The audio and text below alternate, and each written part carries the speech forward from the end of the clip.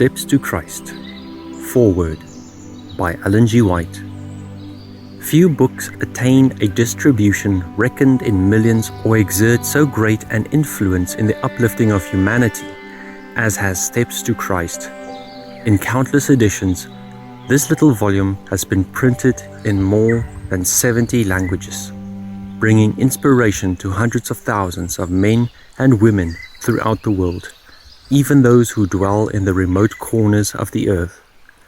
From the appearance of the first edition in 1892, the publishers have been called upon to add printing to meet the immediate and sustained demand from the reading public. The author of this book, Ellen G. White, having lived 1827 to 1915, was a religious speaker and writer, well known on 3 continents. Born near Portland, Maine, she spent her early life in the New England states, and then her travels and labors led her to the rapidly expanding central and western areas of the United States.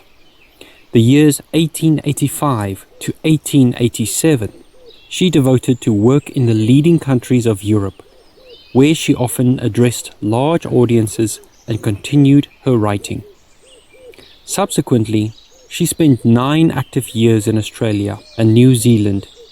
From her pen have come 45 volumes, large and small, in the fields of theology, education, health, and the home, and practical Christianity, several with a distribution exceeding the 1 million copy mark. Of these, Steps to Christ is the most popular and widely read. The title of the book tells its mission.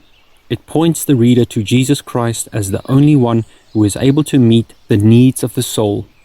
It directs the feet of the doubting and halting to the pathway of peace. It leads the seeker after righteousness and wholeness of character, step by step, along the way of Christian living, to that experience where he can know the fullness of blessing which is found in the complete surrender of self. It reveals to him the secret of victory as it unfolds in simplicity the saving grace and the keeping power of the great friend of all mankind. This edition marks a forward step in standardizing the paging of the book in forthcoming English language printings, with no change in the text, but with the format, spelling, and capitalization in keeping with the times.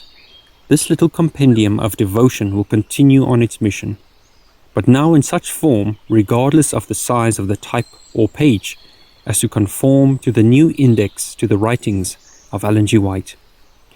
Jacob of old, when oppressed with the fear that his sin had cut him off from God, lay down to rest, and he dreamed, and behold, a ladder set up on the earth, and the top of it reached to heaven.